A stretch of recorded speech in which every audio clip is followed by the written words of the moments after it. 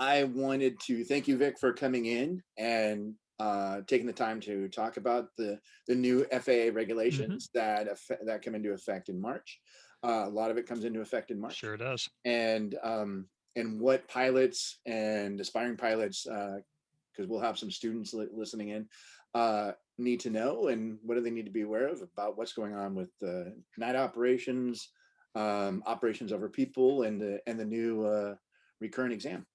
Right, right. No, it's the new rules actually for me are pretty exciting.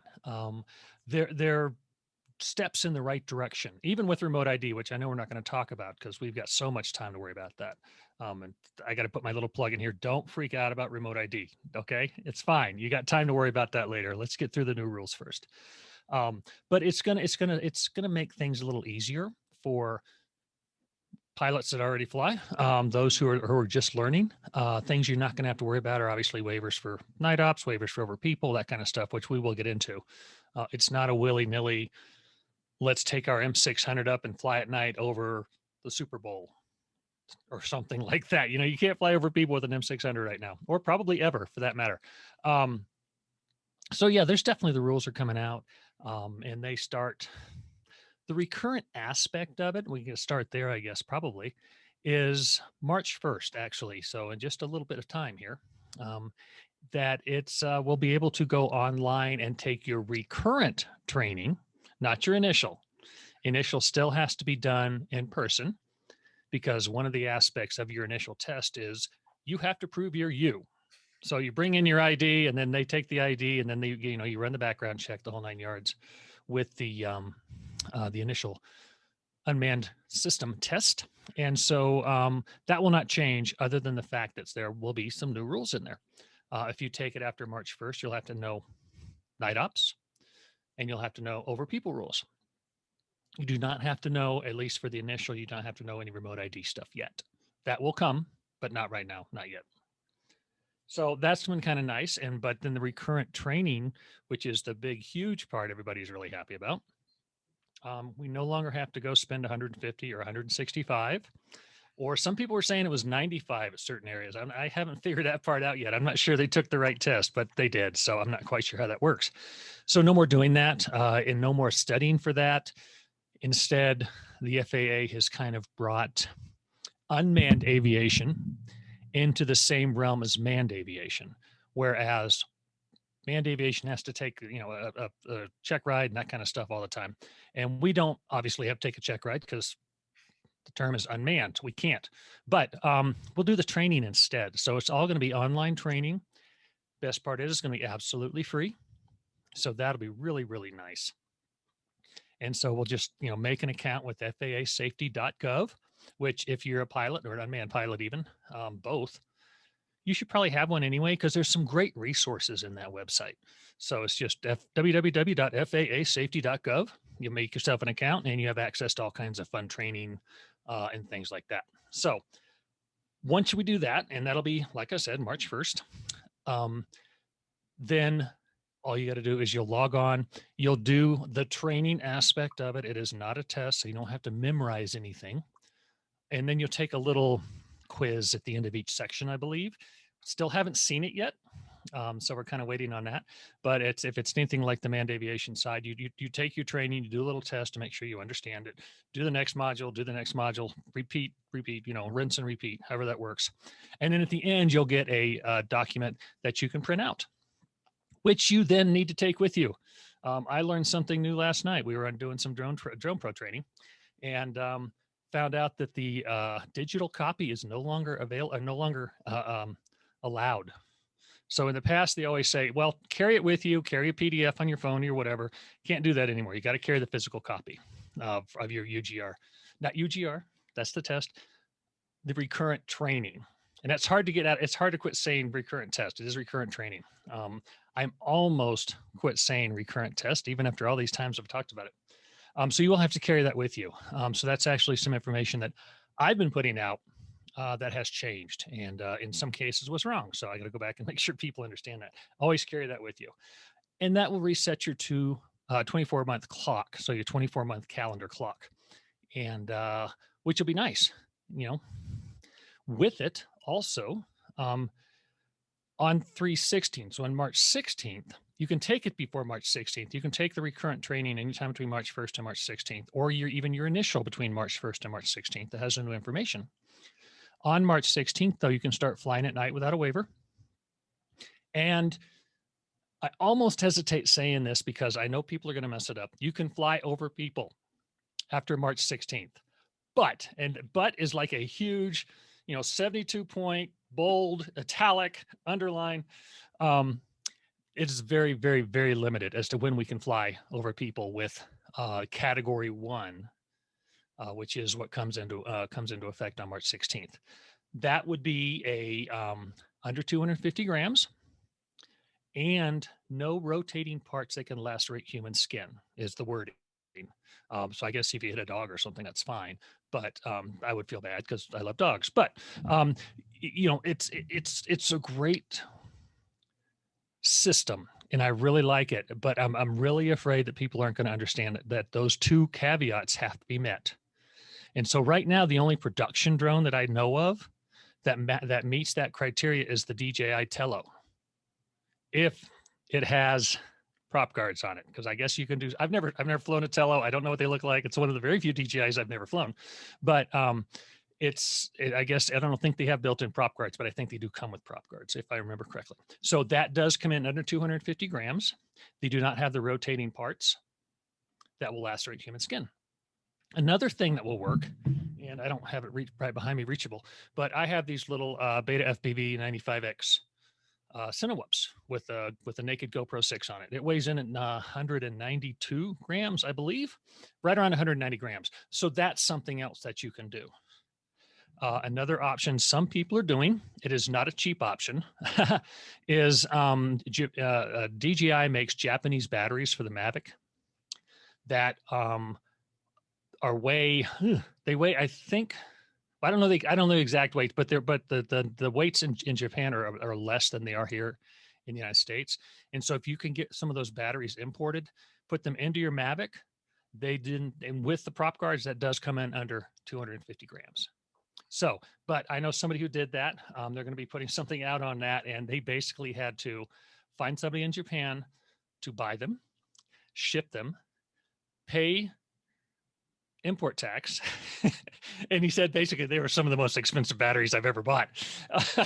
Especially if you figure per minute, dollar per minute flight time. Yeah, that's a very expensive battery, but it's an option. And maybe DJI is going to do that. We don't know. The other option is if it's a 250 gram drone, let's just use the Mavic because that seems to be the most popular. I think Autel also has one.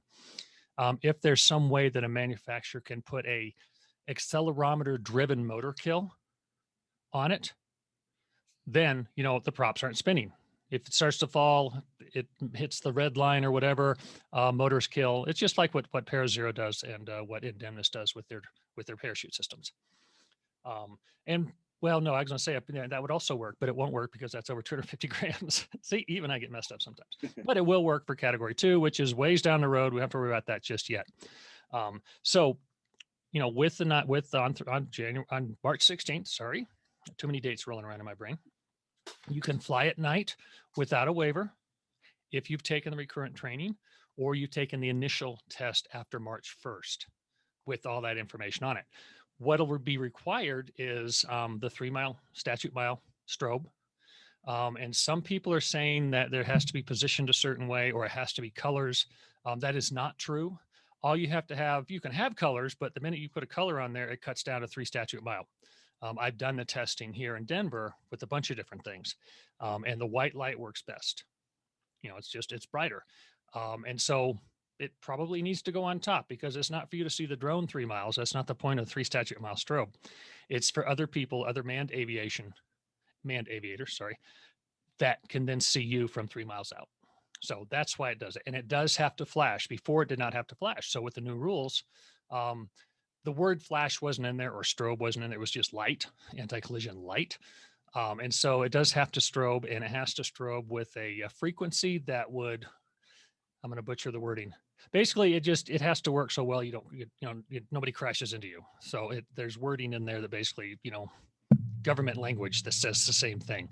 That would deter collision. So placement is up to you. but I strongly suggest top mount.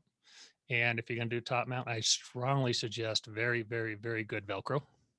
So the last thing you want to do is have a light come off, hit a prop, and then your motor stops. So you can, if you're under 250 grams, you can crash into people. No, so you want to make sure you do that right. I love the high strength Velcro that comes that I buy, Ace Hardware or wherever. There are cheaper Velcros. Don't go to Walmart and buy Sam's Velcro. It's not worth saving a few pennies to crash into something. So, get in, and the other stuff's like $4 for a whole bunch of it. It'll probably dry out before you ever use it. And then the other trick I like to tell people when they are mounting strobes is do it at room temperature. Don't take it out in the cold. And well, in Southern California, you're not going to get cold, but don't take it out in the cold and try and stick it to that. It won't work. I promise you on that. Hey, And then every time, yeah, it's cold. I'm sorry. that's right. And then when you come into land, change battery and change your card, which is a little hint I tell everybody. If you're down on the ground, changing your battery, take the card out because something happens, you don't lose that imagery. But when you're changing your battery, make sure the strobe's still nicely secure. So that's just part of the good flights on that.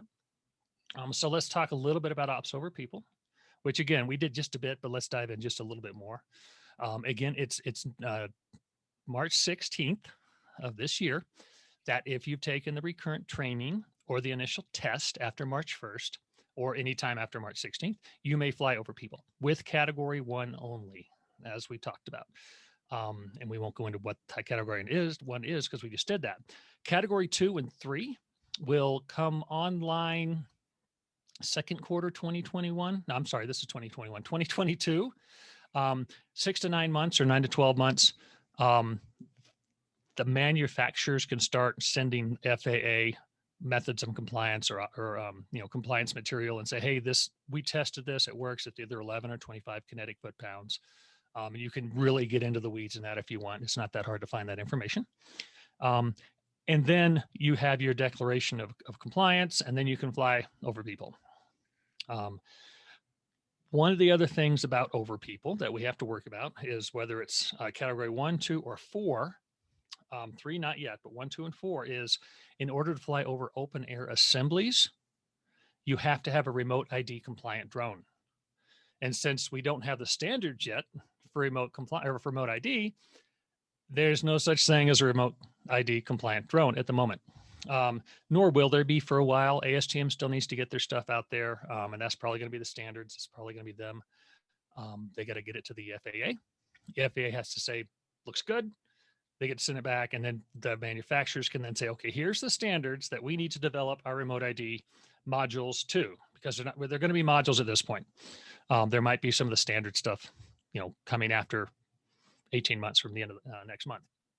So if you don't have remote ID on your drone, you can't fly over open air assemblies. A lot of people ask, what is an open air assembly? Football game, duh. Basketball game, or not basketball game, that's inside. Baseball game. Construction site is an open air assembly. The beach on a Sunday afternoon in SoCal is an open air assembly. Here in Denver, no, not in Denver, but in the mountains here, ski slope, open air assembly. We have in Denver, we have 16th Street Mall, which is a pedestrian mall in the middle of the city that a lot of restaurants have outdoor dining and that kind of stuff. So this summer, when restaurants finally do reopen and people start eating out, if you fly your drone down 16th Street Mall without remote ID, you're probably going to hear from me or from somebody from the FSDO and say, hey, can I buy you a cup of coffee and let's talk about what you did? Unless it's egregious, and then it never gets to me because I just get to deal with the people who want to learn as a drone pro. So that's kind of nice. One other thing that is tied to operations over people, which is kind of nice and also very misunderstood based on some of the conversations I've had, is we are able to fly over moving vehicles. That has been technically illegal because you're not allowed to fly over somebody unless they're in a stationary vehicle. So if you're flying over somebody in a moving vehicle, it's illegal at this point, ish. But if you can fly over moving vehicles, however, they have to satisfy one of the operations over people categories. So right now, again, category one on March 16th is you can fly over the people if you're category one drone. So my little Cinewhoops, if DJI comes out with an update that has some kind of accelerometer driven motor kill, I can do that. Um, but you can only fly transitional. So you can only fly like from one side of the road to the other. You can't fly over traffic with traffic. But we see that every once in a while. And that is one of the most cringeworthy things I see on YouTube or anything like that. It's just like, oh, if that thing malfunctioned. Yeah, you're not going to hurt somebody by running into the drone, running into a car with your drone. It's not going to happen. But what happens after that is really going to cause some problems. So, 14 car pile up. One of the guys that on the thing last night from the FAA says, well, yeah, it'd be like, you hit what do you say? He goes, you hit a bus full of nuns that crash into a daycare next to a nuclear power plant. I mean, it's just the worst case scenario kind of thing. So don't fly over the vehicles with them, just transitional. And you still need to do things like don't do it 5 feet above the road or 5 feet above the cars, because that's not that you're in reckless flight, territory. And even if you're breaking no rules, there's that little reckless flight thing that the FAA can throw at you and will stick. And so, since this is the film festival and filmmakers are going to be trying creative ways to get those shots and those kind of things, absolutely. This is something I was kind of unclear about. Just like over people, as for now, you can fly over your own crew. Yes. And you fly over your own moving vehicle if you are the passenger, and you can keep eyes on it. Well, probably has to be a convertible if it's right over you. Right. But technically you're over your crew. So if you're, the moving vehicle part is over people you're not allowed to fly over. So if you're allowed to fly over your crew, then yeah, I would imagine that. I think it'd be a pretty boring photograph or video, unless you're, that'd be the ultimate selfie, I guess, wouldn't it? But, yeah, so you can do that. And remember, over is over when it comes to the FAA. The old adage, inch to the left, right, front or back is no longer over. But then you also have to take into account flight path. So like, let's say I'm flying towards Fiddler's Green concert venue here, but I know I'm going to stop before I get to the street in front of it. And so I'm not going to fly over them, but I'm at 200 feet. Well, it's only 150-foot grid there. Let's say 150 feet because I know where it is. I fly there a lot. And all of a sudden something happens, but my trajectory takes me over the people. Technically I'm not flying over them because at that point I'm no longer pilot in charge. I'm a visual observer watching my drone crash into people, but since I took off, I'm still pilot in command. So it's my responsibility. So it's not just over that we need to worry about, it's trajectory. So that's something we just try to kind of put out there. That makes sense. And then, the other thing, as far as I think because of the film nature of this, maybe you can touch on that category 3. Sure. Yeah, we can do that. Category 3 actually is probably going to be the most popular when it comes to film crews. Now, there are some definite restrictions when it comes to category 3 that aren't in the other 3 categories. One of which is you can't fly over people unless you're on a closed set with notification. So, the guards at the gate and says, okay, we're flying a drone, come in, we're flying a drone, come in, we're flying a drone, come in, whatever. Then you've got the notification on that. You do not have to have remote ID because you're only flying over people on a closed set. It could also be a construction site, by the way. Another really good example of a closed set because they're limited access and you can let everybody who's coming in know. I mean, it can be a sign, it can be, personally, if it was me at a construction site, I'd position a VO or an assistant telling everybody when they come in the door, hey, we're flying a drone over today. We're flying a drone over today. The sign to me it just personally wouldn't satisfy my concerns. But then with the category 3, instead of, I'm going to get these numbers wrong because I've said them too many times, 11 foot-pounds, you can do 25 foot-pounds or 24 foot-pounds. I guess I should have checked that. Nope, I don't have it with me. Sorry. I think it's 24 foot-pounds. But I can check that, and you can check and correct me if I'm wrong, of kinetic energy that can be transferred. So it's going to be a larger drone. You're still probably going to need like the Indemnis parachute on your Inspire. You're going to see a lot of Inspire 2s. being used for this kind of stuff with a parachute system on it. You'll have to have prop guards on it again because you won't be able to have or motor stops with the parachute system. You're not going to be able to have any rotating parts. It'll lacerate human skin upon contact with humans. Actually, is what it says with that. Which I guess I don't know. I mean, where else would you find human skin besides on a human? You Right. know, so I don't know. Going to get back to the animal, but so category 3 is probably going to be the biggest part of what is going to take place in the movie industry.